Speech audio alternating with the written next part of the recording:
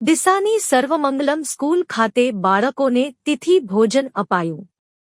ડીસાના કલ્પેશભાઈ કક્કર એ એમના પપ્પાની પુણ્યતિથિ નિમિત્તે ડીસાની સર્વમંગલમ સ્કૂલ ખાતેના બાળકોને તિથિ ભોજન આપ્યું હતું। એપીએમસી માર્કેટ યાર્ડની પાછળ ભોયણ રોડ પર હિમાલય સોસાયટીની બાજુમાં આવેલ શ્રી રઘુવંશી એજ્યુકેશન ટ્રસ્ટ સંચાલિત શ્રી સર્વમંગલમ વિદ્યાલયના બાળકોને તિથિ ભોજનમાં ખમણ, કેરીનો રસ, પૂરીશાક આપવામાં આવ્યું હતું, જેમાં કક્કર સમાજના આગેવાનો, પત્રકાર મિત્રો જોડાયા હતા અને બીજા લોકોને નાના બાળકોને તિથિ ભોજન આપવા માટે પ્રેરિત કરવામાં આવ્યા હતા। રિપોર્ટ ભરત ઠક્કર, ડીસા, બનાસકાંઠા। જય જલારામ।